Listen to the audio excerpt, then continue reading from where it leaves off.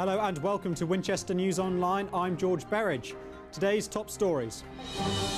Candidates clash in Commissioner debate. Catching criminals has gone up. Those are the facts. Fury as jobs are plucked from Hampshire to Turkey. George Osborne, frankly, doesn't care about all the people who work in Ford. Jets crash land in frosty battle with Bison. And hats off to Winchester graduates.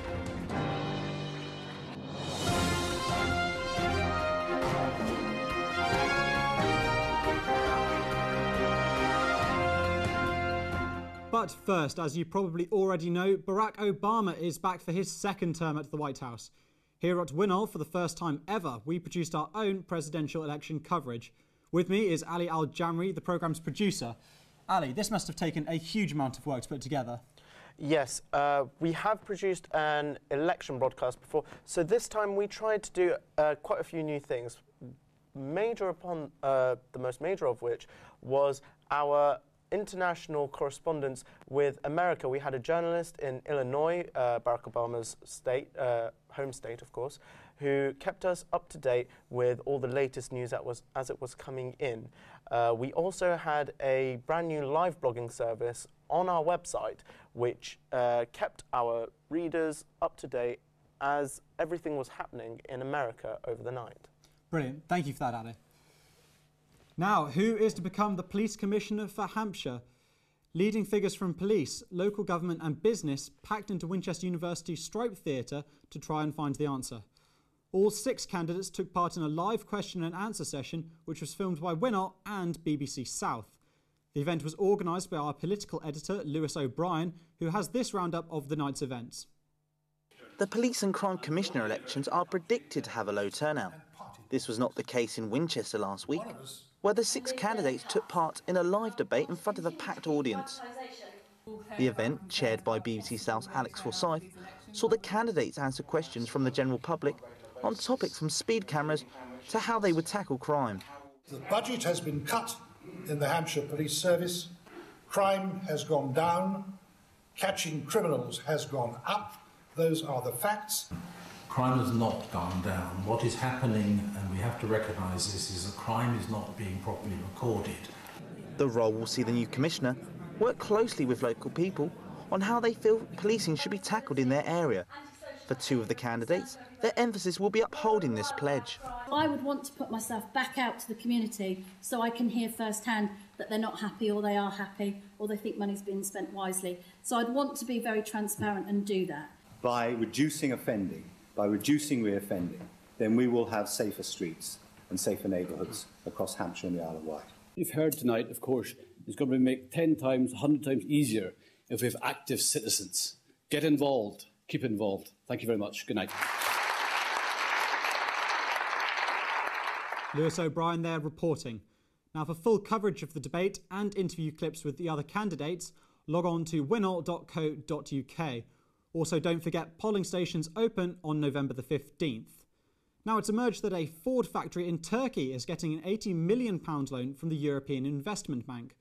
This has raised fresh questions about the closure of Southampton's Ford plant from trade unions and MPs. Faith Thomas has more. The fall of sales, investment abroad and cost-cutting has forced the Southampton's Ford transit factory to close its gates. Production will continue in Turkey, where the factory was given an £80 million European loan to invest into the factory. Chancellor George Osborne, governor of the European Investment Bank, has come under fire. UKIP leader Nigel Farage asked George Osborne why he backed the loan, and others have asked this question too. George Osborne, frankly, doesn't care about all the people who work in Ford. He doesn't care about the working class of Britain, because nobody who works in this factory would ever vote for George Osborne. What's happening is the British taxpayer and the European taxpayer, indeed, because Turkey, as of now, is not a member of the European Union, is paying another country to take jobs away from British taxpayers. So it's using mine and your money to take jobs from us. We feel it's not only unfair, it's willfully stupid. Ford has said the EU loan is completely irrelevant to the closure of the Southampton plant. But local MPs are asking for more questions to why this plant is closed. Faith Thomas, Winchester News Online, Southampton. A survey has started to see if trees in the New Forest are at risk from the deadly ash dieback disease. The fungal infection has killed 90% of ash trees in Denmark, and it has already spread to eastern England. Ellen Millard has the story. As 8 cases of ash tree dieback disease are confirmed in the southeast, research is underway to see if Hampshire woodlands are at risk. The Forestry Committee has begun a survey in the New Forest to see if the deadly fungal infection has spread. But it's not just forests which could be in danger. Local businesses fear the consequences. It's already affected the business insofar as we're not allowed to move any ash trees at the moment. The government have now implemented a total ban on the movement of ash trees. So in that respect, we already can't sell a lot of our trees. We can't sell until further notice. It's going to be, a bit of a problem for a while. If the worst comes to the worst, then that would be very, very bad indeed. The survey will determine how many of these trees are at risk and whether or not it has already taken hold in the New Forest. Ellen Millard, Winchester News Online. One of only 2 football clubs in East Hampshire is at risk of losing its ground. Alton Town has rented its ground from brewing giant Molson Coors for nearly 3 decades, but now the ground may become a housing estate. Harvey Taylor went down to find out more.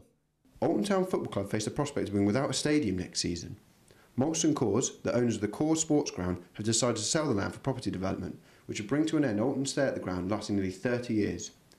The club fear this would be fatal for their long-term future. The brewery have now decided that they want to sell the land for development, for housing or whatever, and have given us notice to quit at the end of this football season. So that's it in a nutshell. The club needs a stadium with similar facilities in order to carry on playing in their league. The brewery is supposed to find them this new site. They have been looking, they have tried, they have failed, and so now they have come to the conclusion that they simply want to turf us out. Neil Thompson, the general manager of Alton Brewery, feels redeveloping the site would be better for the wider Alton community. The sale of the site would provide more housing for local people in town without putting pressure on greenfield sites on the outskirts of Alton. Molson Coors has a long history as part of Alton. With this change, we would also look to provide leisure facilities of greater benefit to the wider Alton community. Unfortunately for Alton Town, soon they may have to call somewhere else home. Harvey Taylor, Winchester News Online, Alton. And stay with us, because still to come in this afternoon's Winchester News Online. Hats off to Winchester graduates. Best bar none. AFC Totton take on Bashley.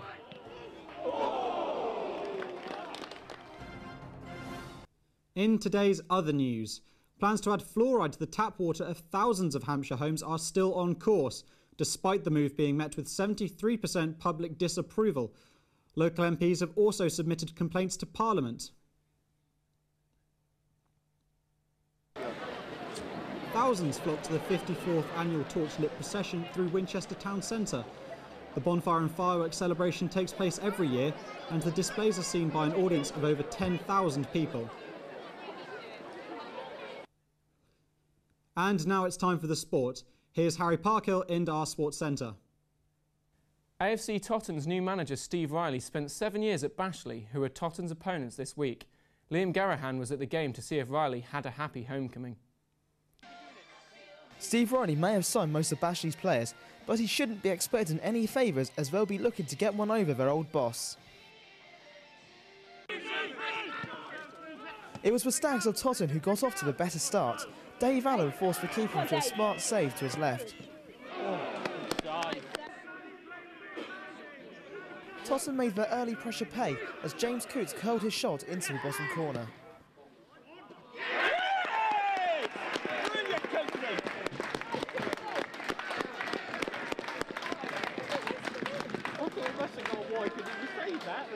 They continue to ask questions of Bashley's defence in the second half, with former Bash player Gillespie rattling the crossbar. Bashley's best chance of the game had the crowd fooled, but the header went narrowly over.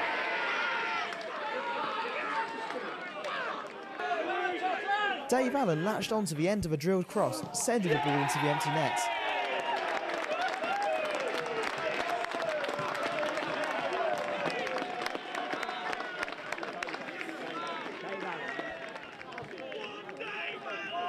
Totton's third came from a familiar source.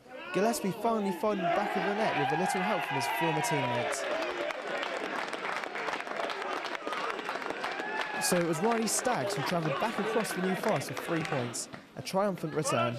Liam Garahan, Winchester News Online. And in ice hockey, the Basingstoke Bison took on local rivals, the Slough Jets. The Bison are hot on the heels of league leaders Manchester Phoenix, and so were hoping for maximum points. Lewis Salter reports. The Bison were looking forward to unleashing new signing Jaroslav Chesky on Saturday against local rivals the Slough Jets. It took midway into the second period before the Bison exploded with 3 goals coming in just over a minute of play.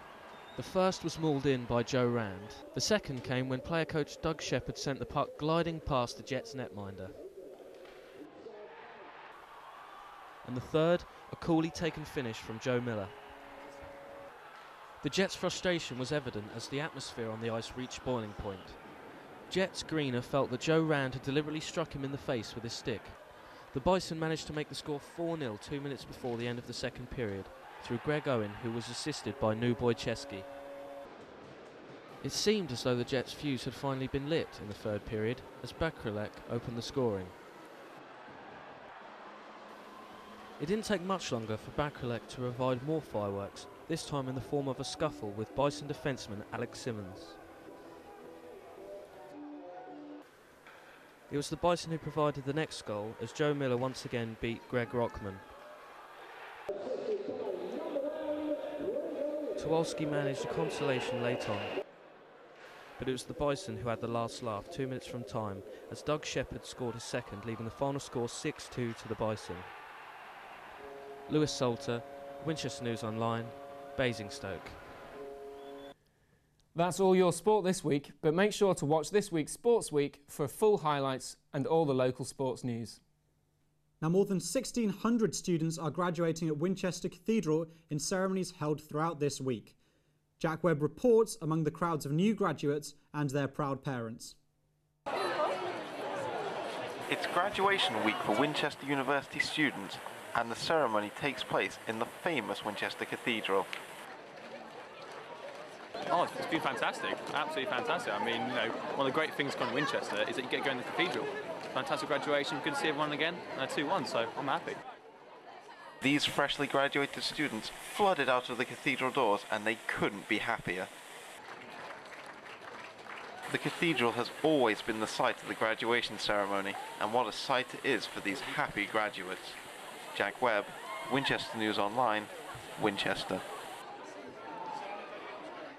And finally, a Hampshire man is helping raise money for Movember by selling moustaches for cars.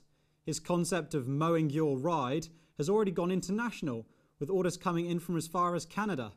Tammy Moss reports. Movember is a worldwide event that sees men of all ages attempting to grow a moustache. Last year saw them raise over £70 million. Louis Karsenberg, a Hampshire local, has come up with a new idea. The moustaches are these ones here, these little ones.